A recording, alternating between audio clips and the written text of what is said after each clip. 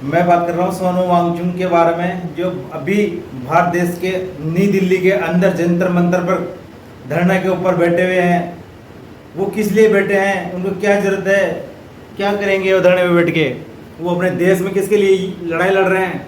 वो अपने देश के जो यूथ है, युवा है, जो पढ़ रहे हैं, बेरोजगार हैं, उन बेरोजगार युवाओं के लिए लड़ाई लड़ रहे हैं।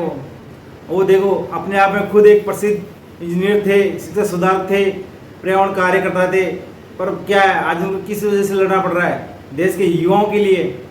वो खुद एक ऐसे व्यक्ति थे जिन्होंने पर्यावरण संरक्षण और ग्रामीण विकास के लिए बहुत महत्वपूर्ण योगदान है उनका। इस कार्य के लिए बहुत महत्वपूर्ण कार्य किया उन्होंने। उनकी प्रेरणादायक यात्रा उन्हें भारत की नहीं बल्कि दुनिया में पहचान दिलाई हुई है। पूरे देश, दुनिया, पूरी दुनिया के अंदर, भारत में नहीं पूरी दुनिया में, स्विट्जरलैंड हो गया, वो उनको 6 महीने के लिए वीज़ा दे रहा है। 6 महीना वो वहीं पे रहे बिना किसी चार्ज के।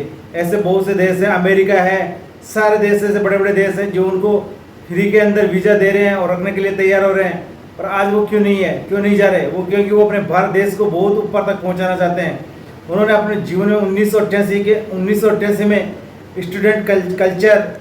Student education and culture movement of Ladakh की स्थापना की, जो सौर ऊर्जा और पर्यावरण के संरक्षण के लिए जाना जाता है। उसके बाद में उन्होंने अपने आइस स्तूप तकनीकी का विकास किया, जिससे लद्दाख के जो किसान हैं, किसान भाई है, वहाँ के किसानों को लिए गर्मी के अंदर पानी की आवश्यकता पड़ती है। तो वो जो लद्दाख में जो उन्होंने आइस स्तूप बनाए हैं, वो आइस स्तूप उनसे धीरे धीरे पानी पिघल के जाता है और उनकी किसानों की जो समस्या है उनको पूरी करता है। कई बार उनको रमन मैग्नीसी अवार्ड मिल चुका। 2018 के अंदर भी उन्हें रमन मैग्नीसी अवार्ड मिला है। मैं देखो किसी भी नेता का समर्थन नहीं कर रहा, ना मैं किसी पार्टी का समर्थन कर रहा हूँ, ना मैं किसी का व्यक्तिगत विरोध कर रहा हूँ। मैं मोदी का व्यक्तिगत तरीके से विरोध नहीं कर रहा हूँ, पर जो मोदी सरकार है अभी, वो बहुत अन्याय और अत्याचार कर रही है युवाओं के साथ में। आज मैं देश में बात कर रहा हूँ महंगाई की, तो महंगाई इतनी उच्च स्तर तक बढ़ चुकी है। जो रोजमर्रा की जो जिंदगी है, आम आदमी की जिंदगी है, रोजमर्रा की चीज़ खरीदने जाएगा, वो इतनी महंगाई बढ़ चुकी है कि वो गरीब आदमी, मध्यम वर्ग के लोग है ना, उस चीज़ को खरीद नहीं सकते और अपने जीवन को नहीं जी पा रहे हैं। इसी के साथ में जो हमारे बेरोजगारी है, हमारे देश में लाखों युवा जो मेहनत कर रहे हैं, इनके कार्यकाल के दौरान इन्होंने अभी 7 साल के कार्यकाल के अंदर 70 पेपर आउट करे, जिन्होंने नीट का पेपर है जिसके लिए कई बच्चों ने आत्महत्या ही कर ली, 17 बच्चे आत्महत्या कर ली। उन बच्चों का कोई भविष्य नहीं है। उनके परिवार वाले देख रहे हैं कहाँ गए हमारे बच्चे, उनको कोई किसी प्रकार का मतलब नहीं है। सरकार बिल्कुल अंधी हो चुकी है, पूरी तरह से बेरोजगारों के खिलाफ हो रही है सरकार।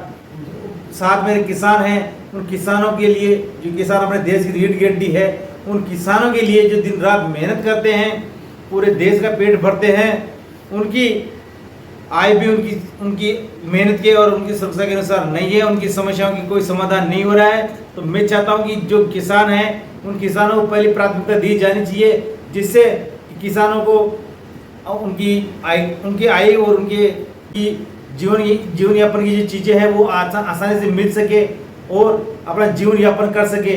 किसान देश की रीढ़ की हड्डी है, पर उनकी कोई सुनाई नहीं हो रही है। इसी के साथ में सुनो आगे क्या बात होती है। आज आप सोनू वांगचुक की भूख हड़ताल के बारे में बात करोगे। इतिहास गवाह है, जब भी भूख हड़ताल करे हैं, जिन्होंने भूख हड़ताल करी है, तो उन्होंने अपना जिस मुद्दे को लेकर बैठे थे, उन्होंने उस मुद्दे को पूरा कायम किया है। 1900 में आपके सामने बात कर रहा हूँ 1984 की। सोनम वांगयाल, उन्होंने लद्दाख के आदिवासी को अनुसूचित जनजाति का दर्जा दिलाने के लिए भूख हड़ताल पर बैठे थे। एंड में जो कांग्रेस सरकार थी उस टाइम पे इंदिरा गांधी थी, इंदिरा गांधी को झुकना पड़ा उनके सामने, सोनम वांगयाल के नीचे, और उनके झुक के उन्होंने उनको जूस पिला करके उनका अनशन तुड़वाया। इसी के साथ में जब 2011 में अन्ना हजारे भूख हड़ताल पर बैठे, तो मनमोहन सरकार ने उनकी बात सुनी और लोकपाल बिल का ड्राफ्ट तैयार करवाया। इसी के साथ 2018 में GD अग्रवाल ने, अब देखो बात आ जाती है मोदी सरकार की, 2018 की बात है। GD अग्रवाल साहब, जो ये बीजेपी सरकार बात करती है कि हम गंगा नदी को पवित्र मानते हैं, गंगा हमारी माता है, ऐसी बातें करती है। उस गंगा नदी के लिए भूख हड़ताल पर बैठे GD अग्रवाल जी, तो उनकी कोई बात नहीं सुनी। 111 दिनों तक भूख हड़ताल पर रहे कौन? GD अग्रवाल जी। और फिर एंड में उनको कोई सुनाई नहीं हुई। तो उन्होंने भूख के कारण, उपवास के कारण अंत में उन्होंने अपनी जान गंवानी पड़ी। 111 दिनों के भूख के दौरान और जीडी अग्रवाल जी ने अपनी जान गंवा दी।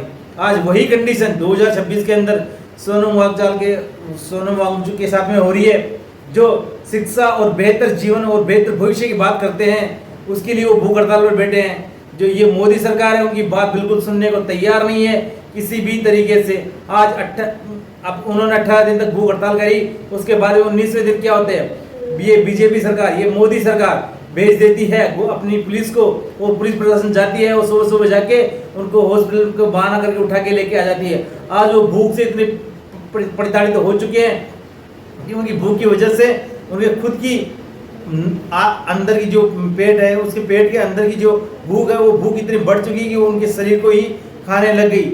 सोनम वांगचुक को उठाकर ले जाने के बाद में सीजीपी पार्टी के प्रमुख है अभिजीत दीप के, वो उनकी जगह भूख हड़ताल पर बैठ गए हैं। और आज 20 जुलाई 2026